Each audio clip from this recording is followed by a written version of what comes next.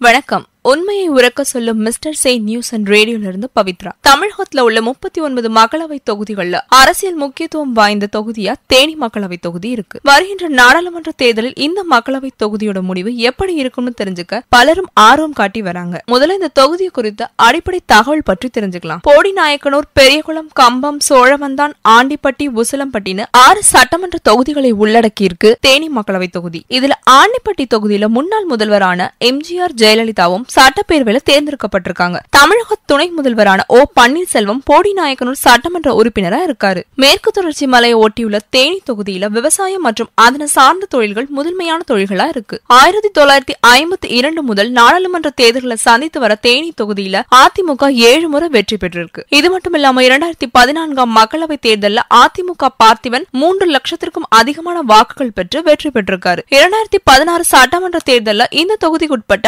6 தொகுதிகளையும் அதிமுகவை கைப்பற்றி இருக்கு. தேனி மக்களவை தொகுதியில மொத்த வாக்காளர்களோட எண்ணிக்கை 15,32,240. இதுல ஆண் வாக்காளர்களோட எண்ணிக்கை 7,58,557 பெண் வாக்காளர்களோட எண்ணிக்கை 7,73,506 இருக்கு. இது இல்லாம இதர வாக்காளர்களோட எண்ணிக்கை 177 இருக்கு. பெரியகுளம் மக்களவை தொகுதியாக இருந்தபோது அதிமுக அதிகம் முறை வெற்றி பெற்றிருக்கு. குறிப்பாக கம்பம் செல்வேந்திரன், சேடப்பட்டி முத்தையா, டிடிவி தினகரன் முதலியோர் வெற்றி பெற்றிருக்காங்க. பிறகு தேனி தொகுதியா மாற்றம் பெற்ற பிறகு 2009 ஆண்டு நடைபெற்ற தேர்தலில் அதிமுக சார்பாக தங்கம் தமிழ்செல்வனும், காங்கிரஸ் சார்பாக ஆருண் ரஷீதும் போட்டிட்டு இருக்காங்க. இவர்கள் காங்கிரஸ் சார்பாக போட்டியிட்ட ஆருண் ரஷீத் 6,302 வாக்குகள் வித்தியாசத்துல வெற்றி பெற்றிருக்காரு. மேலும் 2004 ஆண்டு நடைபெற்ற தேர்தலில் அதிமுக சார்பாக ரா பார்த்திபன், திமுக சார்பாக பொன் முத்துராமலிங்கம், மதிமுக சார்பாக அழகு சுந்தரம், காங்கிரஸ் சார்பாக ஆருண் ஆகியோர் போட்டியிட்டு இருக்காங்க. இவர்கள் அதிமுக சார்பாக போட்டியிட்ட ரா பார்த்திபன் 5,71,254 வாக்குகள் வித்தியாசத்துல வெற்றி பெற்றிருக்காரு. இவருக்கு அடுத்தபடியா போட்டியிட்ட பொன் முத்துராமலிங்கத்தை விட 3 லட்சம் வாக்குகள் வித்தியாசத்துல வெற்றி பெற்றிருக்காரு. தமிழகத்துல அதிக வாக்கு வித்தியாசத்துல வெற்றி பெற்ற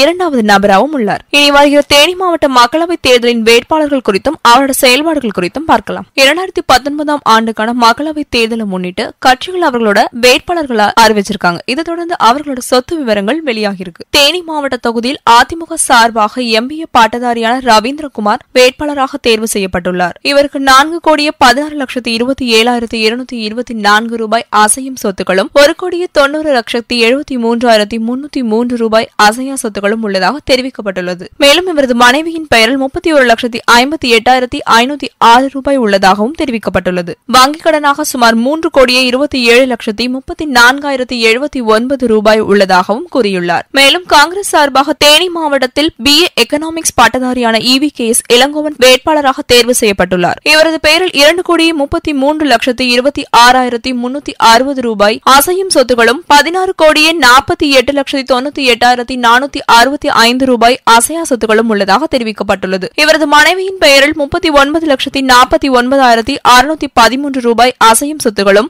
7,94,98,379 ரூபாய் அசையா சொத்துகளும் உள்ளதாக தெரிவித்துள்ளார். மேலும் இவரது பெயரில் 10 வழக்குகள் நிலுவையில் உள்ளதாக தெரிவிக்கப்பட்டுள்ளது. வங்கியில் இவருக்கு 64,27,457 ரூபாய் கடன் உள்ளதாகவும் தெரிவித்துள்ளார். நாம் தமிழர் கட்சியின் சார்பாக BA தமிழ் பட்டதாரியான ஷாகுல் ஹமீத் தேனி மாவட்டத்தில் வேட்பாளராக தேர்வு செய்யப்பட்டுள்ளார். இவரது பெயரில் 8,04,500 ரூபாய் அசையும் சொத்துகளும், இவரது மனைவியின் பெயரில் 11,52,500 ரூபாய் அசையும் சொத்துகளும் 1,70,00,000 ரூபாய் அசையா சொத்துகளும் உள்ளதாக குறிப்பிட்டுள்ளார். மக்கள் நீதி மய்யம் சார்பாக MA MPhil LLB பட்டதாரியான Radhakrishnan Theni மாவட்ட வேட்பாளராக தேர்வு செய்யப்பட்டுள்ளார். இவரது பெயரில் 3,20,000 ரூபாய் அசையும் சொத்துகளும் 51,90,000 ரூபாய் அசையா சொத்துகளும் உள்ளதாக தெரிவித்துள்ளார். மேலும் இவரது மனைவியின் பெயரில் 8,15,000 ரூபாய் அசையும் சொத்துகளும் 20 லட்சம் ரூபாய் அசையா சொத்துகளும் உள்ளதாக குறிப்பிட்டுள்ளார். இவரது பெயரில் ஒரு வழக்கு நிலுவையில் உள்ளதாகவும் தெரிவிக்கப்பட்டுள்ளது. வங்கியில் சுமார் 13,75,000 ரூபாய் கடன் உள்ளதாகவும் தெரிவித்துள்ளார். அம்மா மக்கள் முன்னேற்ற கழகத்தின் சார்பாக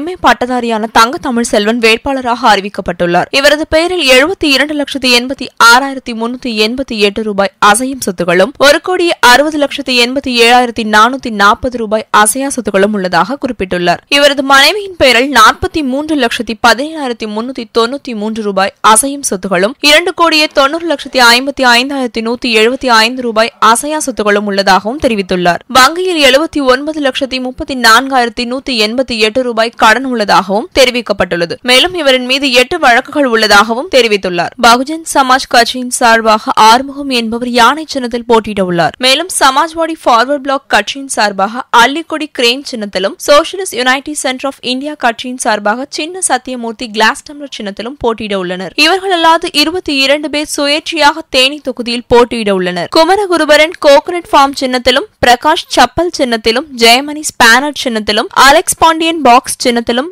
ராஜ்குமார் பேட் சின்னத்திலும், ரவிச்சந்திரன் ஷிப் சின்னத்திலும், குணசிங் ஹெல்மெட் சின்னத்திலும், கேசவராஜா பிளாக் போர்ட் சின்னத்திலும், Silambarasan pen nib with 7 rays சின்னத்திலும், வேல்முருகன் ஏர் கண்டிஷனர் சின்னத்திலும், ராஜசேகரன் விசில் சின்னத்திலும், ஈஸ்வரன் ஆட்டோ ரிக்ஷா சின்னத்திலும், சிவமுனியாண்டி கேமரா சின்னத்திலும், வையாதுரை அல்மிரா சின்னத்திலும், மணிமுருகன் ரிங் சின்னத்திலும், செந்தில்குமார் சோப் டிஷ் சின்னத்திலும், ராமச்சந்திரன் ஹேட் சின்னத்திலும், பார்த்திபன் மேட்ச் பாக்ஸ் சின்னத்திலும், ராமமூர்த்தி பைனாகுலர்ஸ் சின்னத்திலும், அன்னகிளி பிரெட் டோஸ்டர் சின்னத்திலும், ராஜகிருஷ்ண குருதேவ் ஷூ சின்னத்திலும் போட்டியிட உள்ளனர்.